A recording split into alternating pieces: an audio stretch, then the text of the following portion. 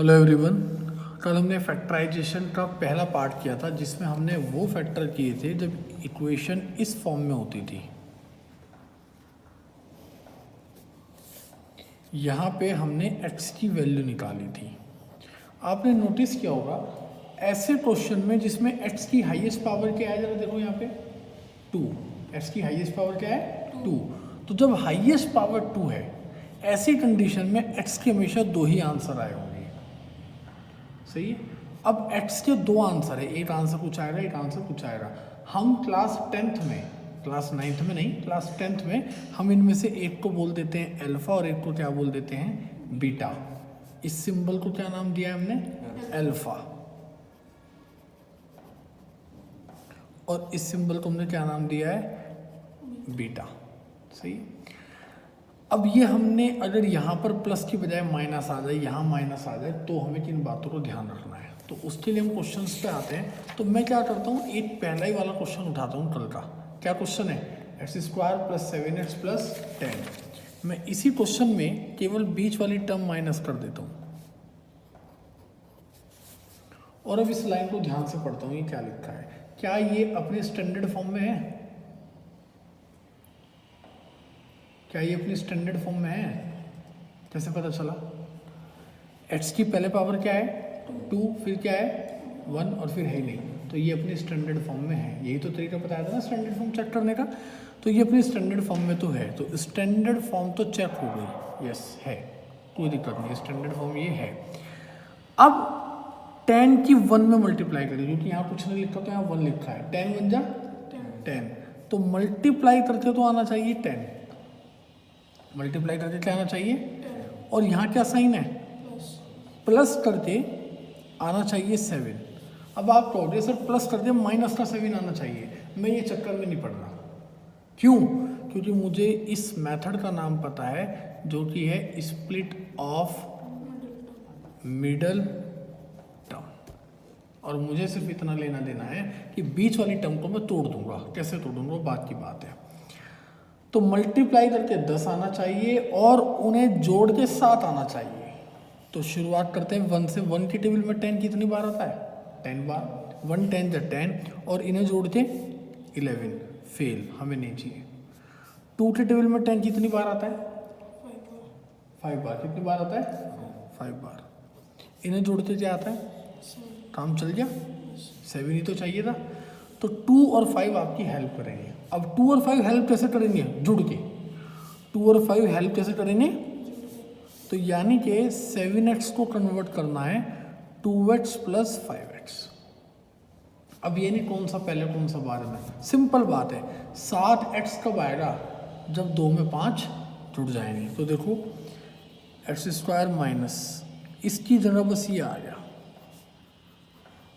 और आपने किस बात का ध्यान रखा कि जब आपने 7 को तोड़ा तो इससे ब्रैकेट के अंदर बंद रखा, इसे तोड़ते जो भी आया।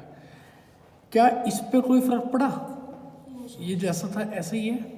क्या इस पे कोई फर्क पड़ा? क्या इस साइन पे कोई फर्क पड़ा? क्या इस वाले साइन पे कोई फर्क पड़ा? नहीं। केवल फर्क कहाँ पड़ा, 7 को 2 बार लिख लिया, 2 और 5 में। और इसीलिए इस मेथड का नाम क्या है, स्प्लिट ऑफ मिडल टर्म। अब ध्यान रखना है इस माइनस साइन के इफेक्ट का। फिलहाल ये दोनों प्लस के हैं, दिखाई दे रहे हैं ना। अब जैसे ही ब्रैकेट खुला ये दोनों ही कहाँ के हो गए, इस पे कोई फर्क नहीं पड़ने का, ये तो जैसा था वैसा ही रहेगा। अब 4 नंबर है तो जोड़े बना लो, 2 एक तरफ 2 एक तरफ। x² और x में से क्या कॉमन है, अंदर बचा x - 2। अब बात यह है कि यहाँ से कॉमन लेने में प्रॉब्लम आती है। एक बात समझो बहुत सीधी सी, 5 और 10 में 5 कॉमन है, लेकिन मैंने 5 कॉमन ले लिया तो 5 10 को कितनी बार डिवाइड करेगा 2 बार। 5 10 को कितनी बार डिवाइड करेगा, लेकिन आपको क्या चाहिए -2। आपको जो 2 चाहिए वो कहाँ चाहिए, तो इसलिए इस बार 5 कॉमन लेके काम नहीं चलेगा। 5 कॉमन लेंगे तो अंदर आएगा 2, 5 कॉमन लेंगे तो अंदर क्या आएगा 2, माइनस का 5 कॉमन ले लेंगे तो अंदर क्या आएगा माइनस के 2। तो माइनस का 5 जब आप कॉमन लेंगे तो ये जो चीज़ पहले माइनस की थी ये तो पॉजिटिव हो जाएगी। अब 5 से 5 टूट गया तो कितनी बार, प्लस का x, और जब 10 को आपने -5 से डिवाइड किया तो जो भी चीज़ हम कॉमन लेते हैं वो अंदर वाली हर टर्म को डिवाइड करता है। तो 5 से तो 2 बाहर गया, 2/-1 -2। अब दोनों में क्या कॉमन है? अंदर क्या आ गया? x-5, x-2 और यहाँ क्या आ गया? x-5।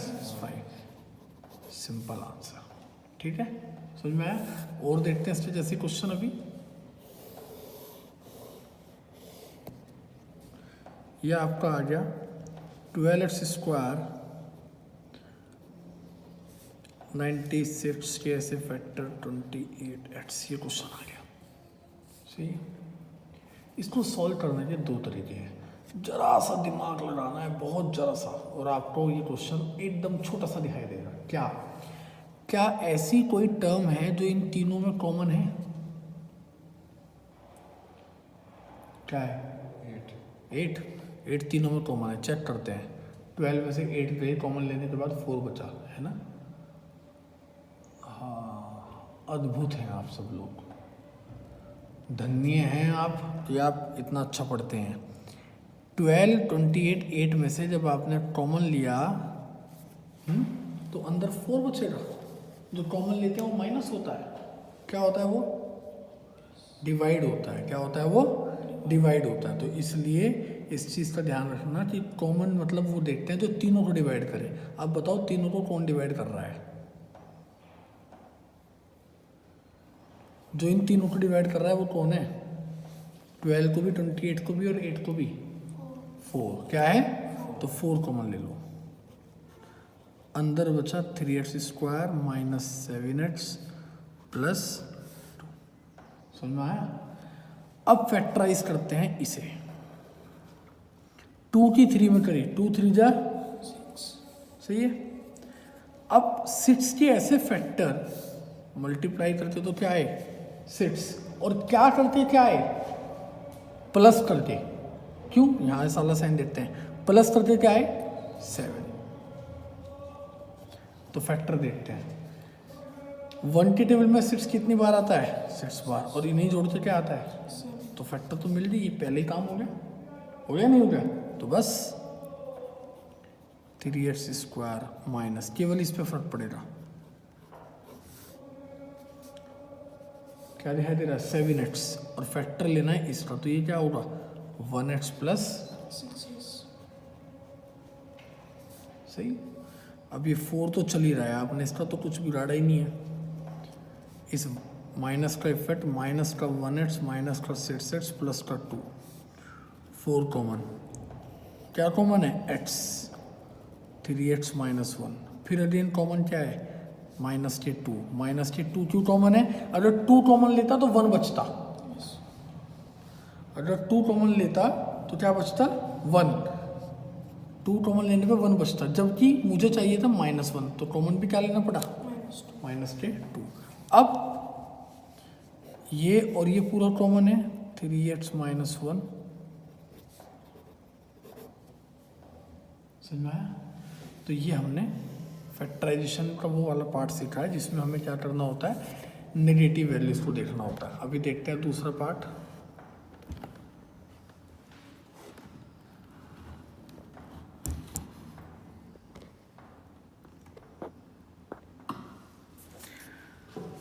अब दोनों में माइनस आ जाए तो क्या करें?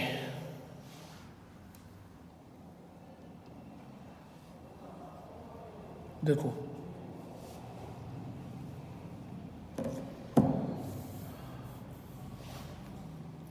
ध्यान से देखना। क्वेश्चन ले लेते हैं। 6x² - 7x, या यहाँ पे हम ले लेते हैं 2, 12, और या 20 ले लेते हैं। 120 हो गया।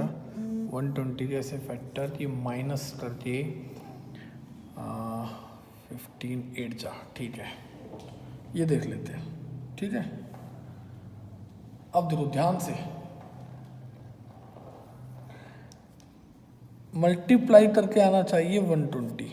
मल्टीप्लाई करके क्या आना चाहिए? 120। और माइनस करके क्या आना चाहिए?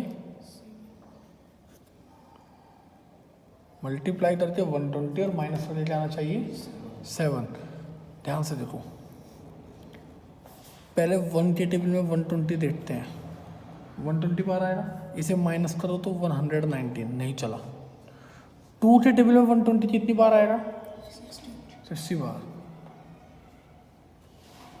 इन्हें माइनस करो। 3 के टेबल में 120 कितनी बार आएगा 40 बार, इसे माइनस करो 7। 4 के टेबल में 120 कितनी बार आएगा 30 बार, माइनस करो 5 के टेबल में 120 कितनी बार आएगा 24 बार, माइनस करो 19। 6 के टेबल में कितनी बार आएगा 20 बार, माइनस करो।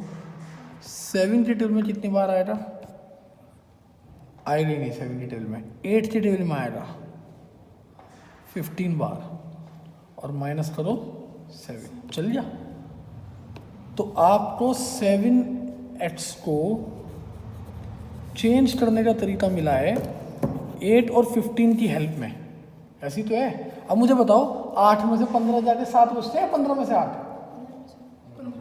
तो बस 7x की बजाय लिख लेंगे ये 15x माइनस 8x। अब देखो इसका कुछ नहीं बिगड़ेगा, केवल और केवल यहाँ आना है, इसकी बजाय 15x माइनस 8x, इसकी बजाय क्या आ जाए 15x माइनस। कुछ बच्चे क्या सोचते हैं कि यहाँ माइनस का 7x है, सर यहाँ माइनस का 7x है तो हम 8x माइनस 15x रखेंगे। हमने ये हेलमेट्स इसलिए ही पहने हैं कि हमें ज़्यादा दिमाग ना दौड़ाना पड़े। हमें तो पता है 7 कब आएगा, 15 में से 8 दे 7 आ जाएगा भाई, बस हमें तो इतना पता है। अब माइनस 15x प्लस के 8x माइनस के 20, अब देखो ध्यान से, 3 कॉमन है, x कॉमन है, 2x माइनस 5, 4 कॉमन है, 2x माइनस 5, दोनों में 2x माइनस 5 कॉमन है, 3x प्लस 4। तो इस तरीके से हम ये वाली फैक्टराइजेशन भी कंप्लीट कर लेंगे। आज हम जो एक्सरसाइज करेंगे उसमें हमें ये वाली दोनों टाइप की फैक्टराइजेशन हमारी कंप्लीट कवर हो रही है, ठीक है। Thank you.